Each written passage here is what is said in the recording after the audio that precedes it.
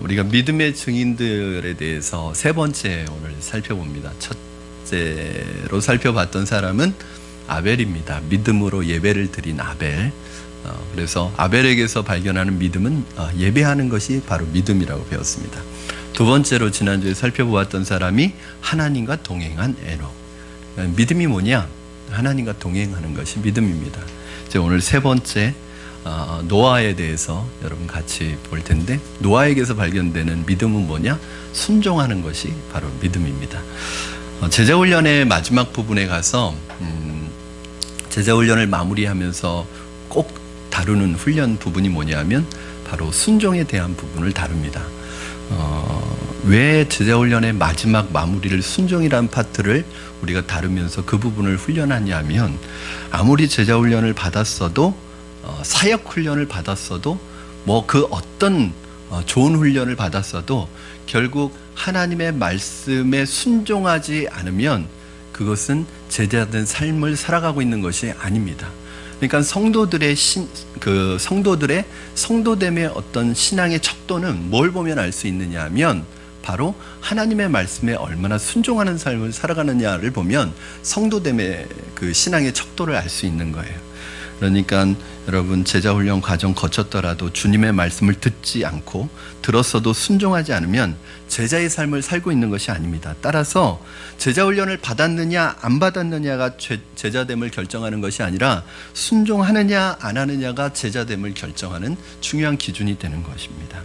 믿음 생활은 곧 순종하는 생활입니다. 순종하지 않는다면 믿음으로 살고 있지 않는 것입니다. 그런데 왜 많은 사람들이 하나님의 말씀에 순종하지 못하는 삶을 살고 있느냐? 두 가지 이유 때문입니다. 첫째는 내가 아직 내 인생의 주인이기 때문에 그렇습니다. 내가 하나님을 믿는다고 하고 하나님을 주님이라고 하지만 말뿐이고 아직도 내 삶의 주인은 나예요. 그래서 하나님의 말씀에 순종하기보다는 내가 내 마음대로 내 삶을 움직여가고 내가 주인 돼서 내 고집대로 살아가는 마음이 훨씬 더 강하기 때문에 사실은 순종하지 못합니다. 두 번째는 내 생각으로 말씀을 판단하기 때문입니다. 이해가 되어지는 건 내가 순종하지만 아무리 하나님의 말씀이라도 내가 이해가 되어지지 않고 납득이 되어지지 않으면 순종하지 못하겠다는 그런 마음의 동기가 있는 거예요. 그러나 그건 순종이 아닙니다. 우리가 제자훈련에서도 순종의 정의를 뭐라고 내렸냐면, 내 지식과 내 경험과 내 상식과 합리성으로 이해가 되어지지 않는다고 할지라도 그것이 하나님의 말씀이기 때문에 순종하는 것, 이것이 바로 순종이라고 배웠습니다. 만약에 여러분 다 이해되어지고 다 상식적이고 다 합리적인 것을 누가 순종 못하겠어요? 여러분, 모든 게 다 이해되어지는 것, 납득되어지는 것, 이걸 순종하는 것은 순종이 아닙니다. 왜요? 그건 다 하는 거거든요. 그거 못하는 사람 없습니다. 그러나 때로는 이해되어지지 않는 순간에도 내 생각과 경험으로 납득이 되어지지 않는다고 하더라도 하나님의 말씀이기 때문에 순종할 수 있는 것, 이것이 진정한 순종입니다. 그런 면에서 보면 이 노아라는 사람 진짜 믿음의 사람이었고 진짜 순종의 사람이었습니다. 노아가 하나님으로부터 받은 명령이 얼마나 황당무계하고 비상식적이고 비합리적인 명령인지 여러분 오늘 본문 7절의 말씀을 보면 자세히 알 수 있습니다. 오늘 7절 말씀에 보니까 뭐라고 나와 있냐면, 믿음으로 노아는 아직 보이지 않는 일에 경고하심을 받아 경외함으로 방주를 준비하여 그 집을 구원하였으니. 그러니까 첫 번째, 노아의 믿음이 진짜 대단한 믿음인 이유는 노아는 아직 보지 못한 일에 대해서 경고하심을 받았다는 거예요. 무슨 말이에요? 이 아직 보지 못한 일에 대해서 경고를 받았다는 게 구체적으로 어떤 거죠? 바로 홍수 심판입니다. 40일 동안 비가 내려서 온 세상이 물로 잠길 것이라는 이 홍수 심판에 대한 경고를 누가 받았냐면 노아가 받았어요. 그런데 여러분, 이건 참 노아가 믿기 힘든 것입니다. 왜? 노아 홍수 이전에는 비가 온 적이 없습니다. 노아 홍수 이전에는 바람이 분 적이 없습니다.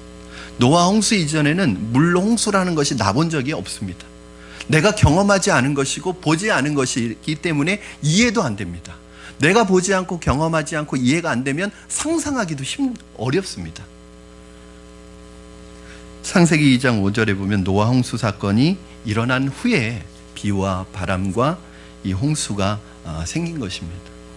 그러니까 한 번도 보지 못한 현상이죠. 경험해 보지 못한 것이죠. 이걸 어떻게 믿을 수 있습니까? 다 사람들은 믿음을 가져도요, 자기가 경험한 그 틀 안에서 믿거든요. 내가 경험하지 못했으면 믿지 않습니다. 내가 이해가 안 되면 믿지 않습니다. 하나님의 말씀이어도 다 내가 이해되는 방식으로 받아들이거든요.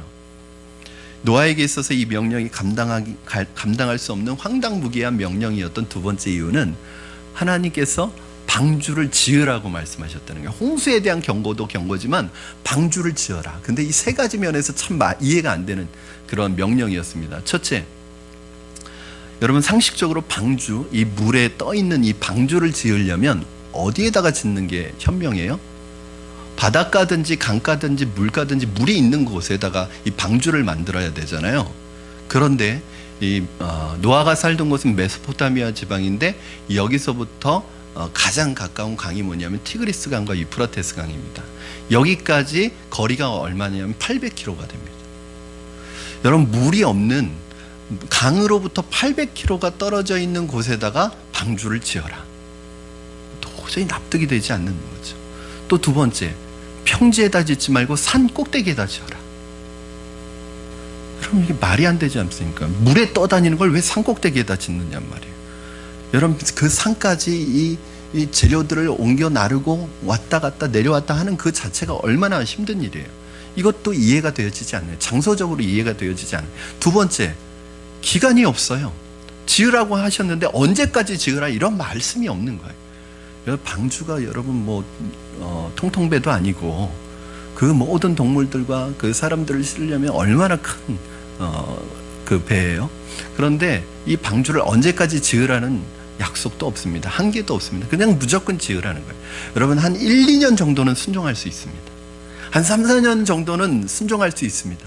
그런데 오늘 이 노아가 이 방주를 몇 년 동안 지었는지 혹시 아십니까, 여러분?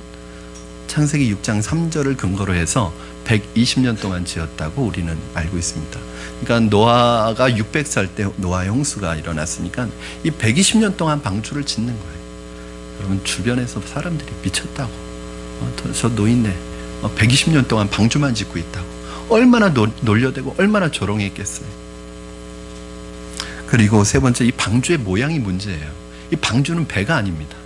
가로 세로 높이의 비례가 그냥 떠 있는 것이지 움직일 수 있는 배가 아니에요. 그러니 그 배는 키가 없어요. 그러니까 어디 속도를 낼 수도 없고 움직이도록 만든 배가 아니라 그냥 떠 있도록 만든 거예요. 이걸 지으라는 거예요. 얼마나 황당합니까?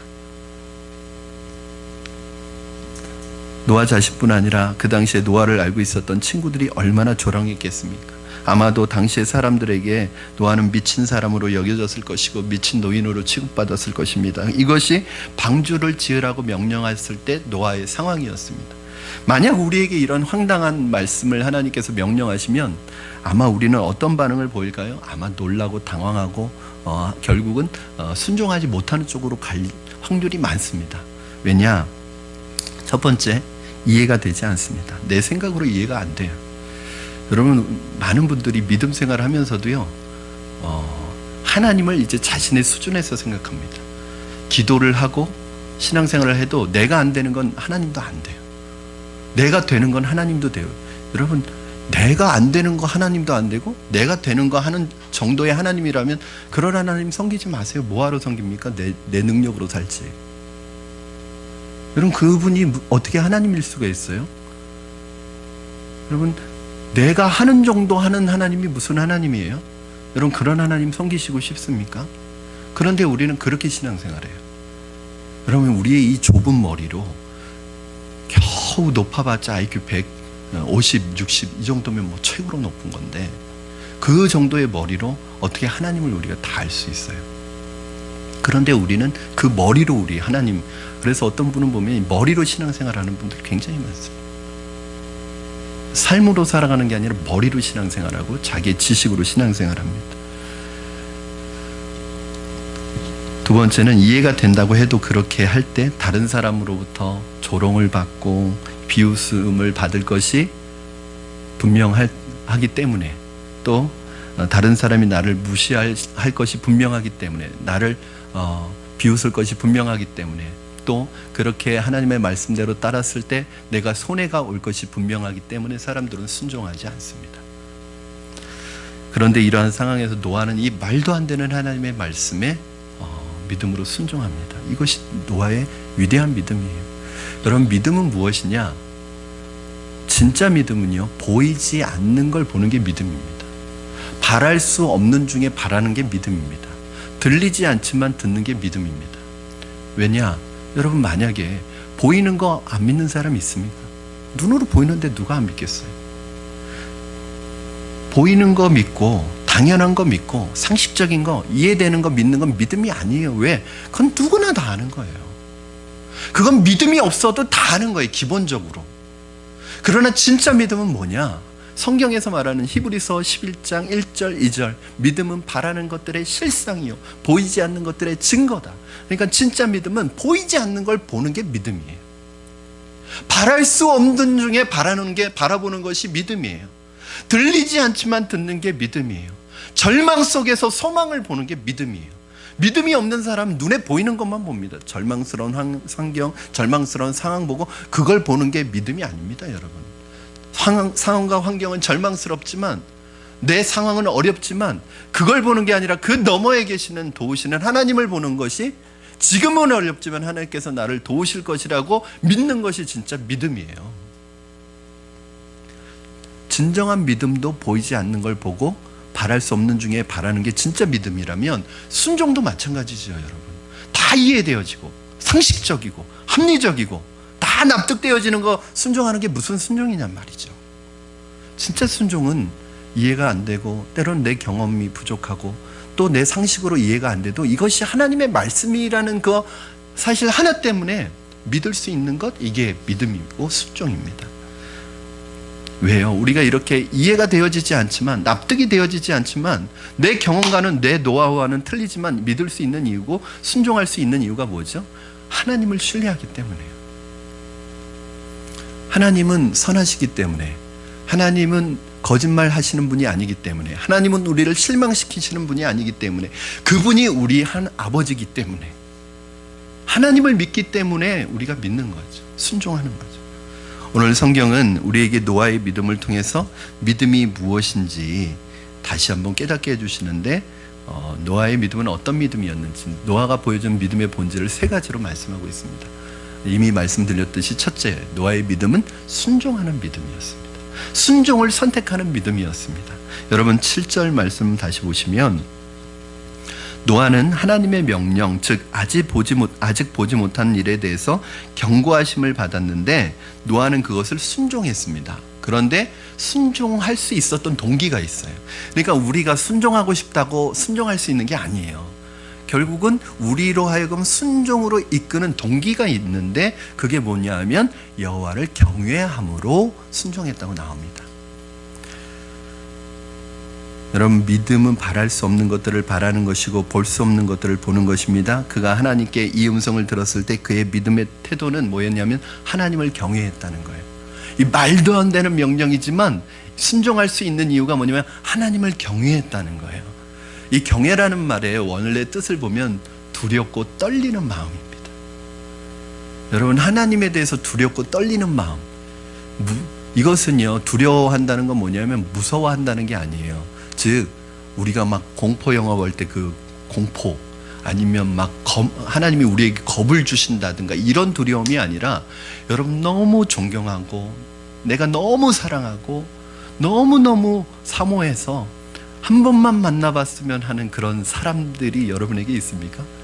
이제 그런 사람을 만났을 때 그 사람 앞에 서면 떨리는 마음, 그러니까 존경의 극치죠. 너무 존경해서 두려워하는. 저도 제가 존경하는 교수님이 있거든요. 제가 너무너무 좋아하는 목사님들 있거든요. 그 목사님들 정말 앞에 서면 영적인 거인처럼 느껴져서 제가 너무 작게 느껴지는 그런 분들 앞에서 제가 설교하면요, 두렵고 떨립니다. 여러분, 너무 존경해서 그 앞에 서면 두렵고 떨리는, 이것이 바로 경외죠. 거룩한 존경, 확신이고 관심의 뜻입니다. 빌립보서에서는 항상 복종하여 두렵고 떨림으로 너희의 구원을 이루라고 말씀하십니다. 그래서 신앙은 뭐냐면 방자해서는 안 됩니다. 교만해서는 안 됩니다. 항상 이 두렵고 떨리는 마음, 그러니까 처음 주님 만났을 때 그 초심의 마음, 첫사랑의 마음. 여러분 뭐 쉽게 설명하면 여러분 사랑하는 사람들 그리고 여러분 아내와 또 남편과 처음 만났을 때 그 첫사랑의 마음, 그 만나면 두렵고 떨리는 마음, 그런 마음들, 설레는 마음, 이것을 잃어버리지 않는 것이 바로 신앙입니다. 그런데 신앙생활을 하다 보면 초신자들에겐 이런 마음이 있어요. 예수님 만나서 얼마 안 지난 사람들에겐 이 감격이 있고 이 마음이 있어요. 그런데 신앙생활 10년, 20년, 30년 하다 보면 이 영적으로도 권태기가 오나 봐요. 그 감격을 잃어버려요. 여러분 부부 사이도 오랜 시간이 지나도록 그 부부가 화목할 수 있는 비결은 뭐예요? 그 처음 만났을 때 그 느낌, 그 초심을 잃어버리지 않으면 돼요. 남자들 뭐라 그러죠? 내가 당신을 위해서 목숨도 바칠 수 있어. 당신 손에 물 한 방울 안 묻힐게. 다 거짓말인 줄 알지만 사실은 그 마음은 그 실제 아니에요. 정말 이 여인과 결혼하기 위해서 그런 허세까지 부리잖아요. 사실은 그 마음만 잊어버리지 않으면 되는 거죠.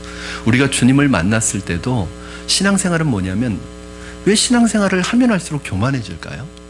왜 방자해질까요? 하나님 앞에서. 저에게도 마찬가지입니다. 목회자가요, 자꾸 목회 연륜이 쌓이면 초심을 잃어버리는 게 문제예요.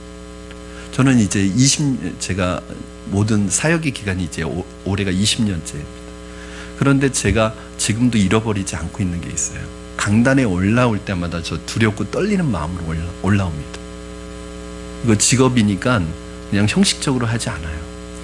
여러분 제가 첫 설교했을 때 너무너무 그 강단에 올라가서 두렵고 떨리는 마음으로 설교하고 내려왔는데 한 30분 안 되게 설교했는데 한 3시간 지난 것 같은 그런 뭔 얘기하고 내려왔는지도 몰라요. 그 두려움이 있었어요. 근데 20년이 지났지만 지금 강단에 올라올 때 여전히 두렵고 여전히 긴장되고 여전히 떨립니다. 그 마음을 잃어버리지 않는 것. 저는 오히려 그게 좋아요. 어떤 분은 20년 동안 했는데 이제는 좀 편하게 해라 편하게 해 그러는데 저는 편하게 하고 싶지 않아요. 저는 긴장하고 올라오고 싶어요. 두려운 마음으로 올라오고 싶어요. 그래서 이 강단에 설교하는 것이 제 마지막 설교라고 하고 여러분에게 설교하고 싶어요. 여러분도 마찬가지입니다. 여러분 노아가 순종할 수 있었던 순종의 근거가 바로 이 경외함이죠. 사랑하는 성도 여러분, 어떤 마음으로 오늘 교회에 나오셨습니까? 극장 가는 마음으로 나오신 분 계십니까? 사람들 만나는 사교 장소에 나오는 마음으로 나오신 분 계십니까 혹시? 하나님을 만나러 오시는 것이 예배입니다. 여러분이 만날 분은 거룩하신 하나님입니다. 두렵고 떨리는 마음으로 그분을 만날 수 있는 것이 바로 주일날 우리에게 주신 이 영적인 특권입니다. 만약에 오늘 여러분이 예배를 통해서 하나님을 경외하는 마음으로 하나님을 만나지 못하면은 우리 일주일간의 생활은 바로 죄 속에서 무기력하게 마귀에게 당하고 죄 속에서 살아갈 수밖에 없습니다. 그러니까 여러분 주일 예배가 그렇게 중요합니다. 오늘 주일 예배에 하나님의 임재를 경험하셔야 돼요. 두렵고 떨리는 마음으로 하나님을 만나셔야 돼요. 오늘 이 시대가 이렇게 타락할 수 있는 이유는 단 한 가지입니다. 사람들이 하나님을 두려워하지 않기 때문입니다. 경외하는 마음이 없습니다. 나를 만드신 분, 나의 주인이 내가 존경하고 너무너무 존경하는 그분이 나에게 무엇인가를 요구하시고 시키셨다면 아마 그것이 이해되느냐 안 되느냐 중요하지 않을 거예요. 내게 그 일을 주셨다는 것 자체가 감격스러울 거예요. 아마 내 능력이 되지 않아도 내가 하겠다고 할 거예요. 그렇지 않습니까? 그러니까 할 수 있느냐 없느냐, 이해되느냐 안 되느냐는 별로 중요하지 않아요. 뭐가 중요해요? 누가 시키셨나가 중요해요. 그게 바로 우리가 순종할 수 있는 근거예요. 두 사람 사이에 얼마나 신뢰관계가 있느냐는 딱 보면 압니다. 전화해서 나 좀 만나자 했을 때 왜? 하면은 아직 신뢰관계가 없는. 어떤 일을 시켰는데 너무 설명을 많이 해야 되는 사람일수록 아직 신뢰관계가 없는 거예요. 어떤 일을 할 때 말하지 않아도 이해가 되어 말하지 않아도 저 사람 신뢰하기 때문에 순종하는 것이 바로 믿음입니다. 여러분, 노아는 하나님의 명령을 들었을 때 자기 이성이나 경험이나 상식에 의존하지 않았습니다. 하나님이 명령하신 대로 자기 이성과 상식과 합리에 맞지 않더라도 감당할 수 있느냐 없느냐 상관없이 그가 순종하기로 결정하고 선택했습니다. 사랑하는 여러분, 그러므로 순종은, 부분적인 순종은 순종이 아닙니다. 오늘 창세기 6장 1절과 22절과 7장 3절에 뭐라고 나오냐면 두 번이나 노아가 하나님이 명령하신 것을 다 준행하였더라, 이렇게 나옵니다. 순종이라는 말 자체가 100%라는 의미가 들어있어요. 내가 이해되는 건 순종하고 내가 이해되지 않는 건 순종하지 않겠다, 이거는 순종이 아닙니다.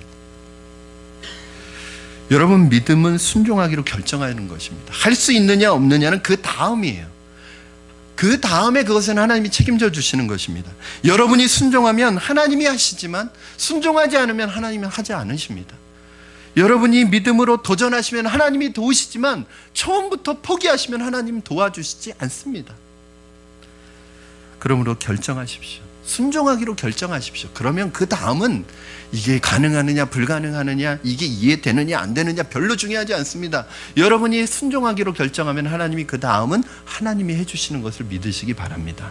이것이 바로 믿음의 사람들의 방향이에요. 그런 의미에서 말씀을 듣는 것보다 더 중요한 것은 말씀을 순종하는 것입니다. 말씀을 듣고도 순종하지 않는 사람들에 대해서 예수님이 마태복음 7장에서 뭐라고 말씀하시냐면 모래 위에 세운 집과 같대요. 이게 무슨 말씀이에요? 물론 믿음은 들음에서 나고 들음은 그리스도의 말씀으로 말미암느니라. 즉 자꾸 들으면 믿음이 생겨요.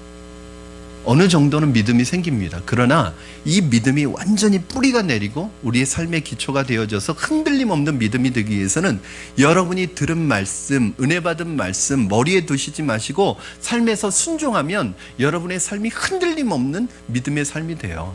그런데 이 순종하는 삶을 살지 않고 그냥 듣기만 하는 분들은요, 어느 순간에 한순간에 어려움이 오면 신앙이 싹 무너집니다. 이런 분들일수록 위험해요. 많이 배우고 많이 들은 분일수록 자신이 알고 있는 것이 자신의 신앙인 줄 착각해요. 마치 저도 책 욕심이 많은데 책을 많이 사들여요. 저는 신학교 때 하나님이 은혜를 주셔서 이렇게 조교도 하고 또 교회에서 작지만 사례비를 주면 제가 돈 쓸 데가 어디 있어요. 그러니까 저는 책을 샀거든요. 책을 5가지를 활구가 들어간 적도 있어요. 책 욕심이 워낙 많으니까. 저같이 막 책을 사들이면서 책은 안 읽으면서 책을 보면서 흐뭇해요. 책을 많이 사놨으니까 내가 저렇게 지식이 높은, 착각이죠. 여러분, 그 책 아무리 많이 사두고 읽지 않으면 그거는 내 것이 안 되거든요. 근데 어떤 분들이 착각하는 분들이 있어요. 성경 공부해서 성경적인 지식이 많아지면 그게 자신의 신앙인 줄 착각합니다. 그것이 내 신앙이 되기 위해서는 순종하는 자리까지 나아가야 되는 거예요.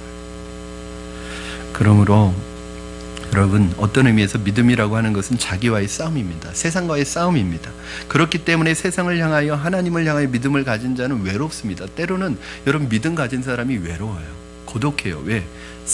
이 가치가 틀리기 때문에. 세상 속에서 세상이 결코 여러분을 환영하거나 영웅 취급하지 않습니다. 때로는 예수 믿는 것 때문에 외롭고 고독하고 세상 사람들이 이해해주지 않고 조롱하고 비판할 수 있습니다. 그럼에도 불구하고 굴하지 않고 세상 사람들의 시선을 의식하지 않고 믿음으로 걸어가는 것이 바로 순종입니다. 그러므로 믿음은 저절로 생기는 게 아닙니다. 교회 오래 다닌다고 생기는 것이 아닙니다. 예수님을 믿어야지 믿음이 생깁니다.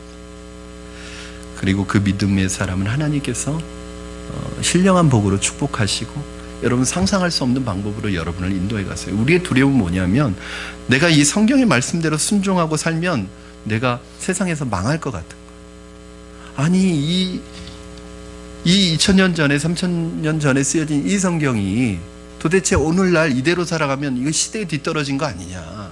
이대로 살아가면 우리는 이 시대에 도태되고 이 시대에 뒤떨어져서 이 시대에 망하는 거 아니냐. 여러분, 그러면 이 성경 폐기 처분해야 됩니다. 성경은 3600년 전이나 2000년 전이나 지금이나 동일한 하나님의 진리의 말씀입니다. 하나님의 말씀은 사람의 말은 변덕이 심해요. 어저께 다르고 오늘 다릅니다. 사람의 말 너무 믿지 마세요, 여러분. 나를 믿어. 그런 사람 믿지 마세요. 그런 사람일수록. 사람은요, 자기 자신에 대해서 자기도 몰라요, 내일 일을. 그러나 하나님의 말씀은 그때나 오늘이나 지금이나 진리이기 때문에 앞으로 1000년, 2000년이 흘러가도 진리이기 때문에 이 말씀을 우리가 믿는 거예요. 그러면 한번 맡겨보세요. 이 말씀대로 살아가면 진짜 망하나. 성경의 인물들이 망했습니까, 여러분? 성경의 인물들은 어떤 우리가 만들어 놓은 영웅들입니까? 아니에요. 성경에 나오는 인물들은 영웅이 아니에요. 다 부족한 사람들입니다. 그 사람들이 대단한 사람들이 아니에요. 저와 여러분이 성전과 똑같은 사람들이에요. 그러나 그들이 위대할 수 있었던 것은 하나님께 붙들렸기 때문에, 하나님께 붙잡혀서 사용되었기 때문에 위대한 것이지, 그 사람들이 성자가 아니란 말이에요. 어렵더라도, 때로는 방해가 있더라도, 어려움이 있더라도 끝까지 믿음으로 순종하며 나아가시는 여러분 되기를 바랍니다. 그리하면 하나님께서 반드시 여러분을 붙드시고 축복하십니다. 두 번째, 노아의 믿음은 의를 설교하는 믿음이었습니다. 7절에 나타나고 있는 노아가 방주를 믿음으로 지음으로 말미암아 세상은 정죄되었다고 말씀하고 있는데, 이게 도대체 무슨 말인가? 노아가 하나님이 노아에게 방주를 지으라고 한 그것이 뭐냐면, 세상은 이제 심판을 경고받기 시작했다는 거예요. 즉, 노아에게 방주를 지어라, 이 말은 뭐냐면 하나님이 세상을 심판하겠다는 거예요. 그러면 자 보세요, 여러분. 노아에게 방주를 지으라는 말은 방주만 지으라는 게 아니라 이제 곧 세상이 심판받아서 멸망할 테니까 사람들에게 이 멸망의 메시지를 전하라는 말도 같이 포함되어 있는 거예요. 여러분, 제가 여러분에게 이 세상은 끝이 있습니다, 하나님의 마지막 심판의 때가 있습니다 라고 설교하는 것은, 그래서 여러분만 그 마지막 때를 준비하라는 게 아니라 선포하라는 의미가 같이 있는 거예요. 여러분 사랑하는 가족들, 여러분이 사랑하는 사람들도 이 방주를 같이 타야 되지 않겠어요? 베드로후서 2장 5절 말씀 한번 여러분 같이 읽겠습니다. 베드로후서 2장 5절 시작. 옛 세상을 용서하지 아니하시고 오직 의를 전파하는 노아와 그 7 식구를 보존하시고 경건하지 아니한 자들의 세상에 홍수를 내리셨으므로.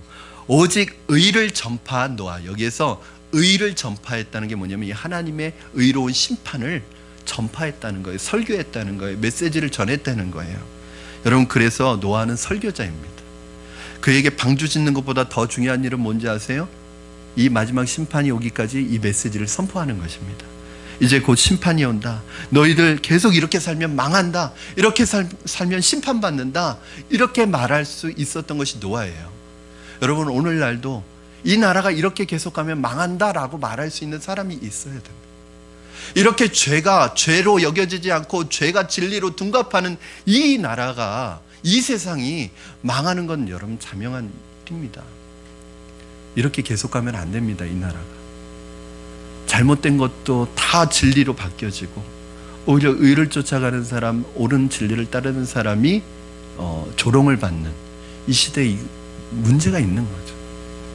노아는 의의 설교자였습니다. 너희들 계속 이렇게 죄를 지으면 망한다, 회개하지 않으면 망한다, 이렇게 살면 망한다, 간음하지 말아라, 살인하지 말아라, 도둑질 하지 말아라, 죄짓지 말아라, 이렇게 계속 외치고 다녔다는 거예요.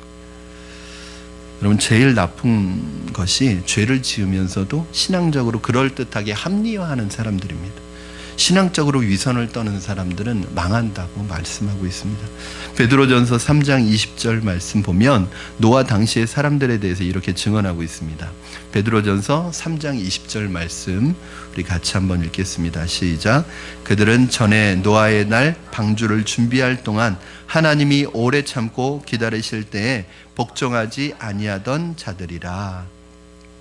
이런 걸 보면 노아는 의를 설교했지만 사람들은 듣지 않았습니다. 마태복음 24장 38절 39절 말씀에 보면은 예수님께서 직접 비유로 하신 말씀인데, 인자가 임할 때에 대해서 말씀하고 있습니다. 마태복음 24장 38절 39절 여러분 같이 한번 읽겠습니다. 시작. 홍수 전에 노아가 방주에 들어가던 날까지 사람들이 먹고 마시고 장가들고 시집가고 있었으며, 홍수가 나서 그들을 다 멸하기까지 깨닫지 못하였으니 인자의 임함도 이와 같으니라. 여러분, 하나님께서 노아에게 방주를 짓게 하시는 동안에 회개하라고 하는 설교를 그에게 부탁하신 거예요. 사실 노아에게 있어서 방주 짓는 일은 그렇게 어려운 일 아닙니다. 왜냐하면 하나님이 시키신 일, 여러분, 일은요 어렵지 않습니다. 그렇죠? 어떤 일은 내가 그 일 좋아하면 그 일 돈 안 받고도 합니다. 힘들어도 그 일 합니다. 일이 어려운 게 아니에요. 그럼 제일 어려운 것은 까다로운 사람들, 믿음 없는 사람들하고 일하는 것이 어렵습니다. 그게 고통스럽게 만드는 거예요. 하고 싶은 일을 할 때 고생하는 것은 힘이 하나도 안 되는데, 일이라는 것, 방주를 짓는 것은 어렵지만 고생스럽지 않고 기쁨으로 할 수 있는데, 노아에게 있어서 가장 고통스럽고 어려운 일이 무엇이었냐면 말이 통하지 않는 사람들하고, 대화가 통하지 않는 사람들하고 얘기하는 것입니다. 비전이 뭔지 모르는 사람, 비전을 보지 못하는 사람과 비전을 이야기하는 것입니다. 이것처럼 고통스러운 일이 없습니다. 노아도 그랬습니다. 창세기 6장 11절 12절 말씀 여러분 같이 한번 보시겠습니다. 시작. 그때 온 땅이 하나님 앞에 부패하여 포악함이 땅에 가득한지라. 하나님이 보신즉 땅이 부패하였으니 이는 땅에서 모든 혈육 있는 자의 행위가 부패함이었더라. 노아의 찢어지는 마음은 사실 이것 때문입니다. 왜냐하면 노아는 세상이 대홍수 심판이 임한다는 걸 이미 알고 있었기 때문에. 그런데 문제는 사람들은 심판이 지금 목전까지 왔는데, 심판과 멸망이 임하기까지 사람들은 심판이 오는데도 그거 모르고 그냥 시집가고 장가가고 세상살이에 바쁘고 자기 멋대로 산다는 거예요. 뭐 시집가고 장가가는 게 나쁘다는 게 아니라 그만큼 사람들이 영적인 것에 관심이 없고 하늘나라에 관심이 없고 하나님에게 관심이 없고 그냥 세상 살아가는 일에만 관심이 많은 거예요. 언제까지? 멸망이 가까이 왔는데도. 여러분, 사람들은 교만할 대로 교만해져서 하나님의 말씀을 듣지 않습니다. 어떤 사람은 그렇게 얘기합니다. 하나님이 어디 있어? 하나님이 있으면 나와보라고 그래. 하나님을 믿으려면 차라리 내 주먹을 믿으라고 그래. 이렇게 말하는 사람이 있어요. 마치 부모가 옆에 있는데 부모를 앞에 두고 나는 부모가 없다, 내가 부모가 어딨냐, 이렇게 말하는 페류나처럼. 여러분, 부모 없이 어떻게 우리가 나올 수 있겠습니까? 여러분, 동성애의 문제가 뭔지 아세요? 그 동성애자들도, 전 동성애자들을 욕하는 게 아니라 그 동성애자들도 엄마 아빠 사이에서 나온 사람들입니다. 동성애자들은 부모가 될 수 없어요. 자녀를 낳을 수가 없어요. 여러분, 이 세상에 부모 없이 이 땅에 존재하는 사람이 있습니까? 없습니다. 부모가 없다고 말하는 페류나는 있을 뿐이죠. 여러분, 하나님 없이 어떻게 이 세상이 존재할 수 있습니까? 다만 하나님이 없다고 말하는 무신론자만이 있을 뿐이죠.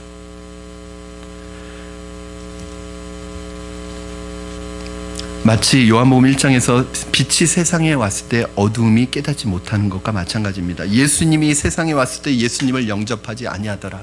복음이 세상에 왔을 때 사람들이 복음을 배척하더라. 오늘날 세상도 노아의 때와 같습니다. 사람들은 세상이 천년만년 계속될 것처럼 삽니다. 아무도 마지막이 있다는 생각하지 않습니다. 여러분, 사람들의 죄는 절대로 없어지는 게 아니에요. 지난주에 제가 말씀드렸죠. 보이지 않지만, 사람들이 짓는 죄가 보이지 않지만 이렇게 차곡차곡 쌓여지고 있어요. 어느 순간에 노아의 때처럼 이 쌓여지는 죄가 더 이상 하나님이 참으실 수 없는 순간이 되면 심판으로 나타나는 거죠. 하나님이 그냥 심판하신 게 아니라 더 이상 참을 수 없어서 심판하신 거예요. 이렇게 죄가 쌓여지는 것. 그러나 사람들이 그 쌓여지는 죄가 보이지 않고 심판하시는 하나님이 보이지 않기 때문에 오만방자에게 사는 것입니다. 하나님 없는 것처럼, 하나님 안 계신 것처럼. 여러분, 그렇게 세상이 끝이 올 것입니다. 언젠가는. 그것이 노아의 때와 우리 시대의 비슷한 현상입니다. 그러나 그 때와 우리 시대가 다른 게 있습니다. 노아의 때는 노아의 심판은 구원의 시작이었습니다. 왜냐하면 하나님 방주를 준비하셔서 새롭게 인류를 시작하시는. 그러나 마지막 심판은 구원의 시작이 아니라 이제 끝입니다. 더 이상 기회가 주어지지 않습니다. 문제는 그날이 언제인지 모른다는 거예요.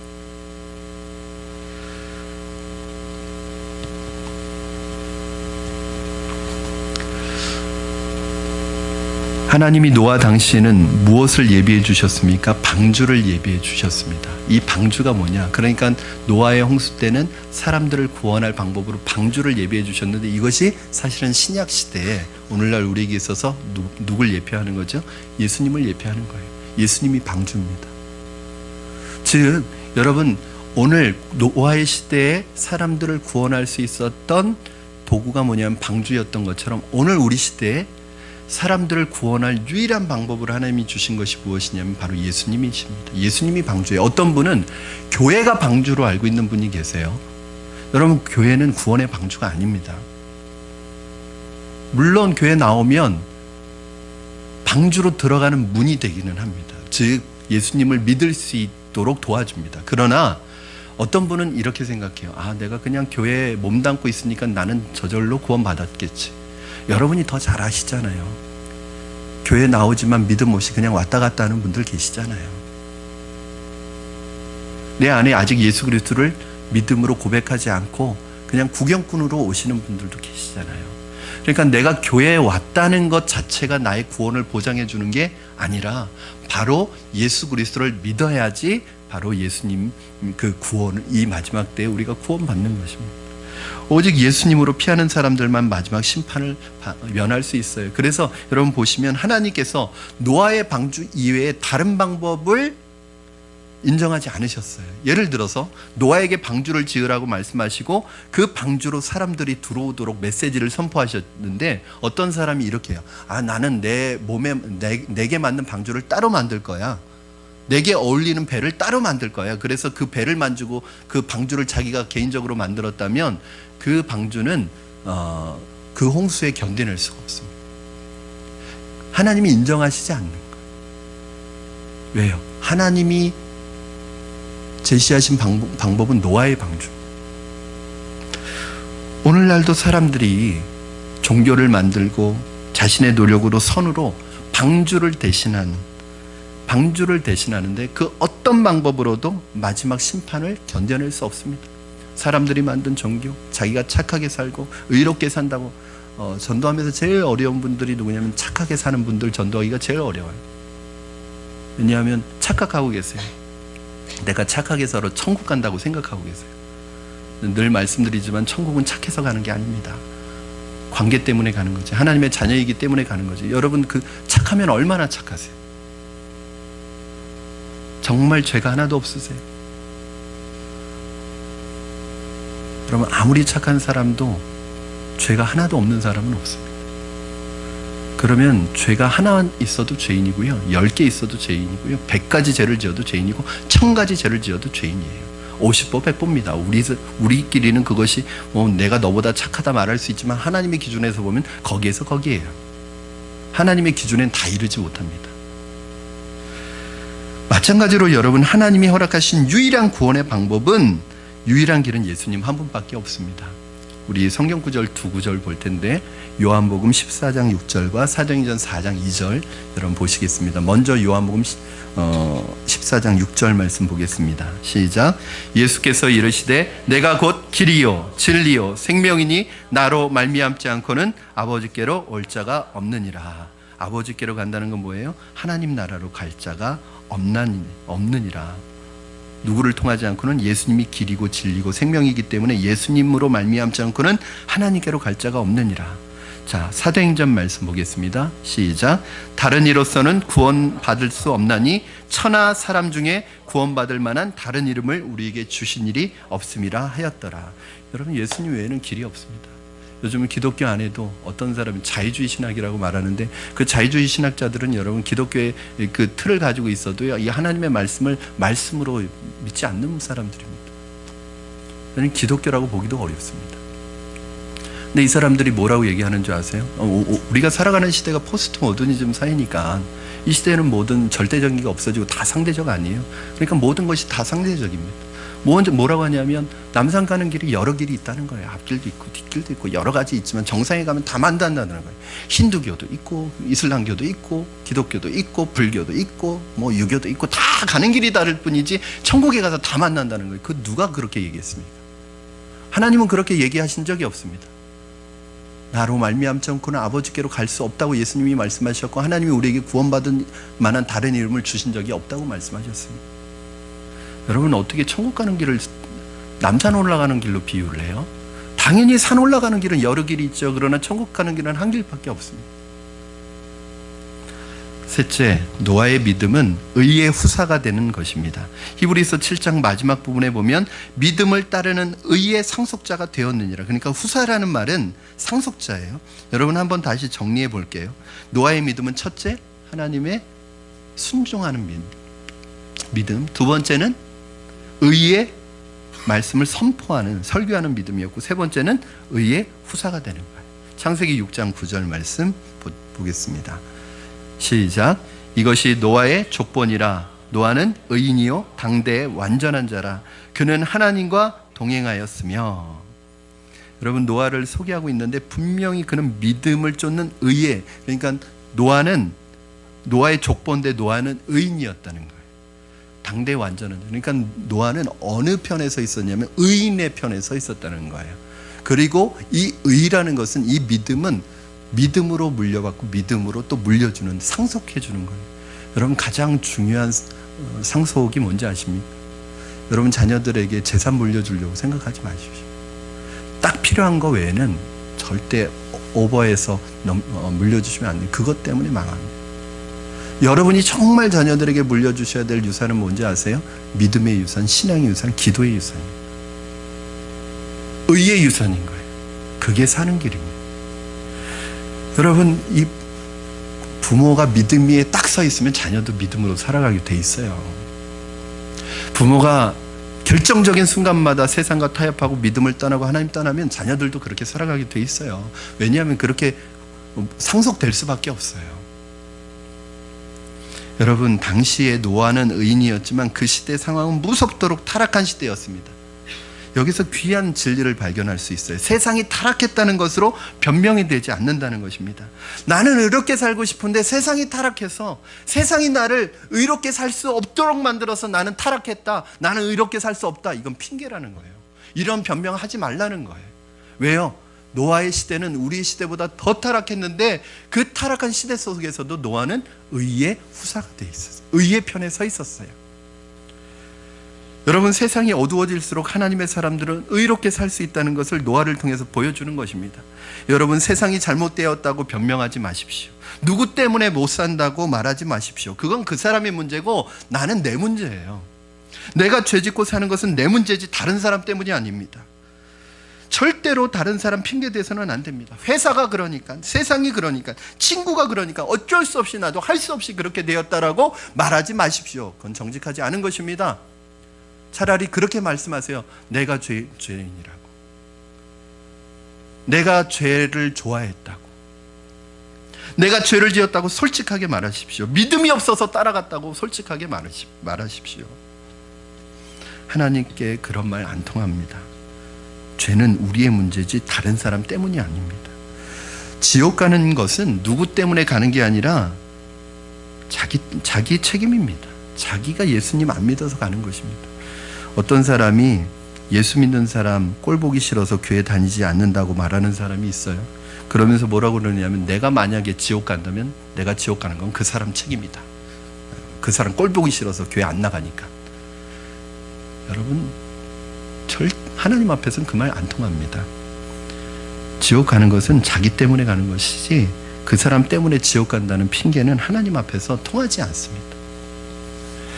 사랑하는 여러분, 말씀을 정리합니다. 오늘 노아를 통해 우리 믿음이 무엇인지를 배웠습니다. 믿음은 순종하는 것입니다. 믿음은 세상을 향해 하나님의 메시지를 선언하고 선포하는 것입니다. 믿음은 의의 후사가 되는 것입니다.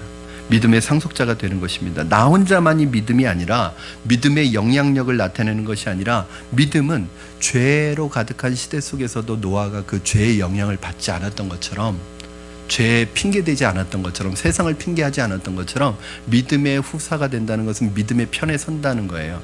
그것은 세상으로부터 영향을 받지 않는 게 이게 믿음입니다.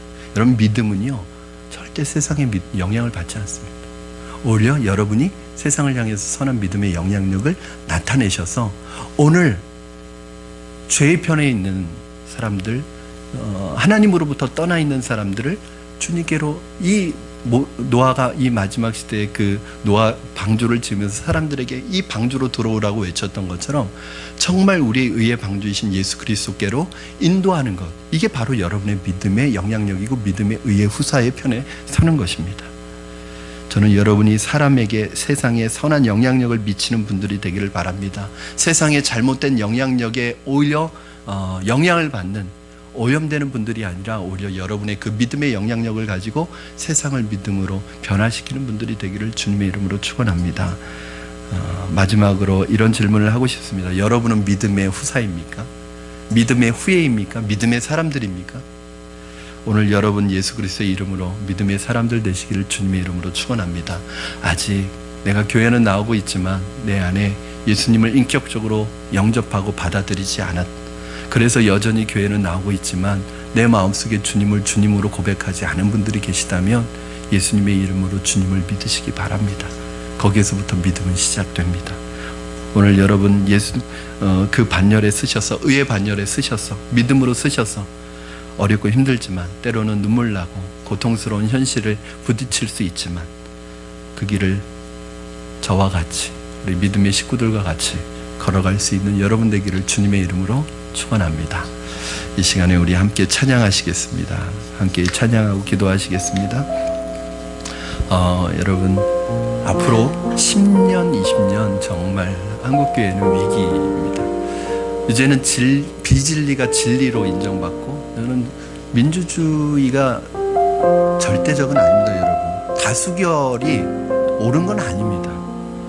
여러분, 비진리고 잘못된 것인데 많은 사람들이 찬성한다고 그것이 꼭 옳은 것은 아닙니다.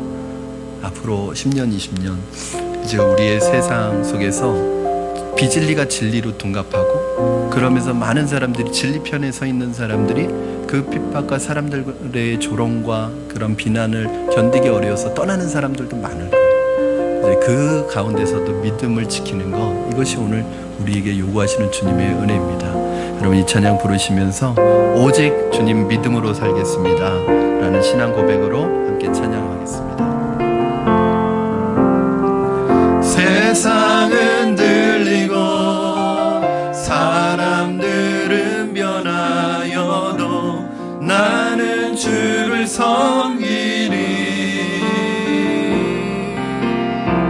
주님의 사랑은 영원히 변하지 않네. 나는 주를 신뢰. 오직 믿음으로, 오직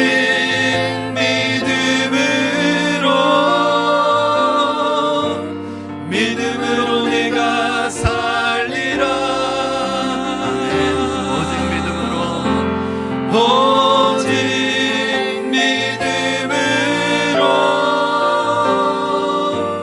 믿음으로 내가 살리라. 믿음 흔들리고, 믿음은 들리고 사람들 주를 떠나도 나는 주를 섬기리. 주님의 나라는, 주님의 나라는 영원히 쇠하지 않네. 나는 주를 신뢰해. 오직 믿음으로, 오직 믿음으로 내가 살리라. 오직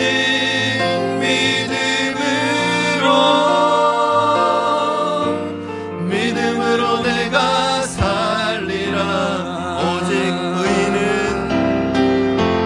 오직 의인은 믿음으로 말미암아 살리라. 오직 의인은 믿음으로 말미암아 살리라. 우리 이 시간 시간에 오늘 주신 말씀 붙들고